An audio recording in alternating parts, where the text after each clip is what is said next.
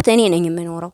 እኔ የለበስኩት ልብስ እየናፈቀኝ ከአረብ ሀገር እነሱ አትምጪ፣ እዛው ጠንክሪ፣ ቅሪ፣ ቀስበይ ጦርነት አንቺ የገዛሽው ልብስ እየናፈቀሽ የገዛሽው የፈለግሽው ነገር የገዛሽው ጫማ እየናፈቀሽ በአንድ ዩኒፎርም 2 አመት 3 አመት 5 አመት 10 አመት 12 አመት እየኖርና እነሱ እኛን እዚህ ቆስጥ ቃስ በሉ አትምጡ ብለው ሊወስኑ አይችሉም በእኛ ላይ። እኛ ራሳችን መወሰን እንችላለን። አንዲት የአረብ ሀገር ሴት ቤቷን ከጨረሰች አንድ የሚያስፈልጋትን እቃ በጣም በቃ መቀረት የሌለበትን እኔ ኢትዮጵያ ውስጥ ትመጣ በቃ ለምን ይሄን አላደረኩትም የምለውን ማሳያችሁ ይቺ እቃ መቅረት የለባትም ብላችሁ ብቱ የ2 ወር ደሞዝ የ3 ወር ደሞዝ እኮ የሚዘጋው ነው። አንድ ፍሪጅ አንድ ወር ደሞዝ አይገዛም እንዴ? አንድ ቴሌቪዥን አንድ ወር ደሞዝ አይገዛም እንዴ? አንድ ማሽን አንድ ወር ደሞዝ አይገዛም እንዴ? በ3 ወር በ4 ወር ቤታችሁን ከጨረሳችሁ አሟልታችሁ ወደ ሀገራችሁ መግባት ያቀታችኋል? አያቀታችሁም። ግን እሳ ምንድነው እናንተ ፍራቻ ያለባችሁ? ለምንድነው የምትፈሩት? ጓደኞቼ እንዴት ናችሁ? ሰላም ናችሁ ወይ? ስፔሻሊ አረብ ሀገር ያላችሁ ልጆች፣ እኔ ብዙ ጊዜ ምክሬ አረብ ሀገር ላሉ ልጆች ነውና ምክር አትናቁ። እውነቴን ነው የምነግራችሁ፣ ምክር አይናቅም። ምክንያቱም አንድ ነገር ዛሬ እኔ አሁን የምናገረው ነገር ነገ ለአንዲት እህቴ ዋስትና ሊሆን ይችላል። ለአንዲት እህቴ አረብ ሀገር ያለች ልጅ ዋስትና ሊሆን ይችላል። አረብ ሀገር ከ12 አመት በላይ እየሰራች ኮይት ጓደኛ ያለች ጎረቤቴ ነች። እኔ የእውነት ነው የምላችሁ፣ እኔና እሷ ቁጭ ስንል አብረን በጣም ነው የምታዝነው። በቃ እኔ ወልጄ ሳለ እኔ ጋር አብራ ቁጭ ብላ ያንቺ የሰማችን መብርሃን እኔንም ትስማኝ፣ ላንቺ የሰማችን መብርሃን እኔንም ትስማኝ፣ አንቺን የዳሰሰችን መብርሃን እኔንም ትዳሰኝ። እኔ ቀጥ ብዬ ላይ ተሳቀቃለሁ። ግን ይሄን ልላችሁ የቻልኩት ለምንድን ነው? እሷ አሁን ቤት ሰርታለች። ቤቷ የሚገርማችሁ ሊሾ ቤት አይደለም፣ አማይ ሚጫ ላይ ነው የሰራችው። ሴራሚክ ነው፣ ክብ ቤት ነው። በጣም ነው የሚያምረው። አሁን ያንን ትታ እዚህኛ ሰፈር ነው የምትኖረው ከባሏ ጋርና ልጅ እምቢ ብሏታል። እኔ የካቲት 9 አግብቼ ፋሲካ ጾም ሊገባ እኔ እሑድ አግብቼ እሷ ሐሙስ ነው ያገባችው። ኔክስት ሰኞ ቀጣይ የሚመጣው ሰኞ ፋሲካ ጾም ሊገባ ማለት ነው። እና ምን ልላችሁ ፈልጌ ነው ልጅ እምቢ አላት። አረብ ሀገር ከ12 አመት በላይ ሰርታለች። ኢማጂን 12 አመት ሙሉ አረብ ሀገር ስትሰራ 12 አመት እኔም ሰርቻለሁ፣ እሷም ሰርታለች። ግን ደግሞ እሷና እኔ በህርንበት እድሜ እኩል አይደለንም። ምናልባት እኔ እግዚአብሔር ሰምቶ ሊሆን ይችላል። እግዚአብሔር ለሁላችንም አለ እንደ ሰው ያላደለ ጌታ፣ እንደ ሰው የማይሰስት እንደ ሰው የማይሆን አምላክ አለ። ይሰጠናል፣ አይሰጥም አይደለም። ሁሉም በጊዜው ሰዎች ስለሆነ ፈተና ልንፈተን ይፈተነናል። በተለይ ደግሞ ከአረብ ሀገር ሄደን ወደ ኢትዮጵያ መተን ትዳር ይዘን ልጅ እምቢ ብሎና ቁጭ ብለን የምንጠብቅ ከሆነ በጣም ነው የምንበሳጨው። እንደዛ ከመሆኑ በፊት ግን እናንተ እኔ አሁን እየመከርኩ ያለሁት አረብ ሀገር ሆኖ ቤት ሰርተው የቤት ዕቃ አሟልተው ቁጭ ላሉ ልጆች ነው። ምን ይላሉ? ለምንድን ነው የማትመጡት? እንደው ትንሽ ቆይ ብዬ ዘንድሮ ጦርነት ነው ብዬ ጦርነቱ ገና ነው ብዬ እሺ ፊች ሀቢብቲ ለምን ተብሎ ጦርነት ነው እያልሽ አንቺ የማንንም ቤት የምታሞቂው? የራስሽን ቤት ማሞቅ አያቅቶሽ ነው? የፈለገ ይሁን ለምን ጦርነት አይሆንም? መተሽ የሚመጣውን መጋፈጥ አለብሽ።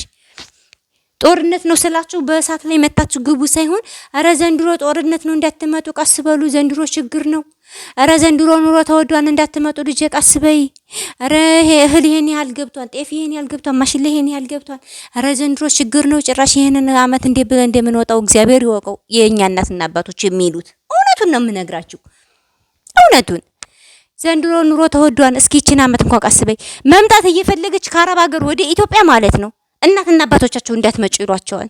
ተኸየሉ ለምን እንዴ? እናትና አባት እኛ እኮ አረብ ሀገር ስንኖር እኮ የለበስነውን ቢጃማ እኮ የገዛነውን ቢጃማ እኮ የምንለብስበት እኮ ጊዜ እንኳን የለንም። በአንድ ዩኒፎርም እያጠብን 5 ዩኒፎርም ከተገዛልን ያችን 5 ዩኒፎርም እኮ ነው አመት ሙሉ የምንለብሰው። የገዛነው ልብስ እኮ እየናፈቀን ነው ሻንጣ ውስጥ የሚቀመጠው። እኔ እኮ ማታ ሂጄ ነው ሻንጣዬን ከፍቼ ስራዬን ከጨረስኩ ከደከመኝ በኋላ ሂጄ ሻንጣዬን ከፍቼ የገዛሁት ልብስ እንደዚህ እያየሁ የምሞክርበትም ጊዜ ያለኝ የምለብስበት ሰዓት ስለማታ።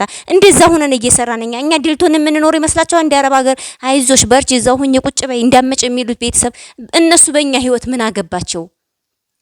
ማንም ሰው አይኖርልኝም። የኔን ህይወት እኔ ነኝ የምኖረው።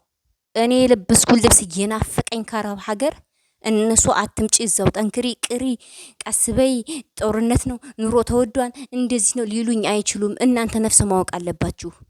የኛ ዘመዶች እንደዚህ ነው የሚሉት። እናንተ ኑት ወለ እናንተ ነገ ጧት ከአረብ ሀገር ወደ ኢትዮጵያ ከመጣችሁ በኋላ ችግር ላይ ብትወርቁ ማንም ዘወር ብሎ አያያችሁም። እናንተ ነገ ጧት ከአረብ ሀገር ወደ ኢትዮጵያ የመጣችሁ ልጅ እምቢ ብሏችሁ ማንም ዘወር ብሎ አያያችሁም። ልንገርሽ ራስሽ ውስጥሽ እየተናደደ ወይ እኔ ገንዘብ ወይ ገንዘብ ያልሆንኩ ወይ ስራ ያልሆንኩ ወይ ከቤት ያልሆንኩ ወይ ከንብረት ያልሆንኩኝ ወይ ከአንዱ እንኳን ሳልሆን ቀረው ነው የምትሉት። ከሁለቱም ሁለት አልቦ ከገንዘባችን ሳንሆን ገንዘባችንን የትም አድርገው ከጉልበታችን ከጊዜያችንን ተጠቅመን ወደ ሀገራችን አልመጣና አይዞሽ ጠንክሪ እዛ ቁጭ በይ እያሉ የነሱ ልጆች እያሳደግንኛ። እስኪ ልንገራችሁ እውነቱን እኛ እኮ የሰው ልጅ እያሳደግን ነው የምንኖረው። አረብ ሀገር ያለች እኮ የሰው ልጅ ነው የምታሳድገው። የገዛ እህቷን፣ የእህቷ ልጅ፣ ወንድሟን ልጅ፣ አክስቷን፣ አጎቷን። ተው እንጂ እንተዋወቃለን እኮ የገዛሁን ልብስ እየናፈቀኝ እምበላው እኔ ተርቤ በእንዶሚ በደረቅ እንዶሚ ያረ እንዶሚ የማላገኝበት ሰዓት የምሰራበትም ሰዓት አይኖረኝም። እንደዛ እየሆንኩ ቤተሰብ ሳስተዳደር ከርም ያለው እኮ ግን እሳ አንዳንድ ቤተሰብ አለ ቤትሽን አሟልቶ ነው እህቴ ነይ ግቢ ምናምን የሚሉ። አንዳንዶቹ ደግሞ ምንም ነገር አይሏችሁም። አይዞሽ ጠንክሪ በርቺ ይሏችኋል። አይዞሽ ጠንክሪ በርቺ፣ አይዞሽ እንደዚህ በይ ጠንክሪ፣ ገና ነሽ ትሰሪያለሽ፣ ገና ትወልጂ የለ እንደ ገና ትቆይ የለ እንደ ምናምን ይሏችኋል። ስለዚህ እንደዛ ከመሆኑ በፊት እናንተ ለራሳችሁ ማወቅ አለባችሁ። አለቀ።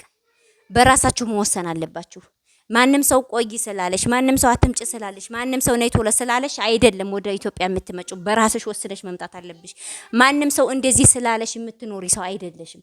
በራስሽ መወሰን አለብሽ። በራስሽ መቆም አለብሽ።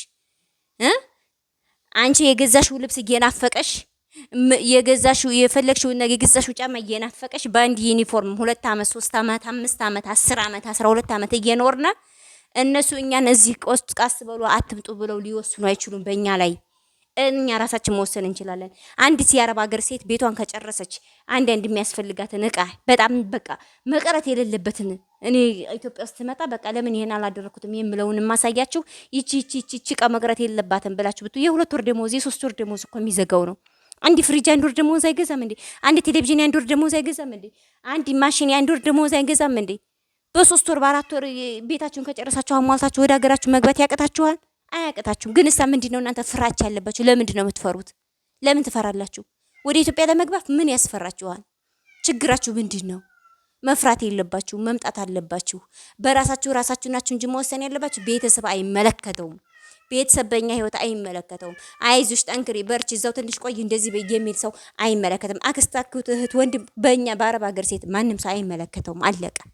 ይህን ሁሉ ቪዲዮ ልናገርበት በጣም ስሜታዊ ሁኜ ልናገርበት የቻልኩት ምክንያት ለምን እንደው ታውቃላችሁ? እኔ እናንተ ስለምንተዋወቅ፣ እኔ እናንተ መሸዋወድ ስለማንችል፣ እኛ አረብ ሀገር ላይ ሆነን ማጨብጨብ ነው እንጂ ዝም ብለን ከመጣው ጋር ማጨብጨብ ነው እንጂ እውቀት የለንም ለራሳችን። ለራስሽ እውቀት እንዲኖርሽ እኔ ለእናንተ ዲወል እንዲሆናችሁ ነው ይሄን የምነግራችሁ ካለኝ አንጻር ከደረሰብኝ አንጻር ተግባባን። ከዛ መጥተነኛ ምናየው የምናቅፈው ልጅ እንደ ሰዎቹ ልጆቻችን እጃቸውን ይዘን ትምህርት ቤት ቤተክርስቲያን ምን ሄደው ልጅ ከሌለኝ የኔ መድከም የኔ መልፋት የኔ ምንድነው ትርፌ? ትርፍ አልቦ ለምንድነው የምትደክሙት? ይሄን ብዬ ስናገር እኛ ቤት የሌለንስ ምን እናድርግ? ቤት ያላቸውን እንደዚህ በይ እንጂ ያለኝ ኮሜንት አለ። ቤት የሌላችሁ ልጆች ከሄዳችሁ ስንት አመታችሁ ሆኖ ነው? ጥያቄው ለእናንተ ነው። ወደ አረብ ሀገር ከሄዳችሁ ስንት አመት ሆናችሁ ነው? ቤተሰብ አልሰራላችሁ ብሎ ነው ቤቱን አልገዛላችሁ ብሎ ነው ቦታ ቤተሰብ? ወይስ እናንተ ገንዘብ መያዝ አቅቷችሁ ነው?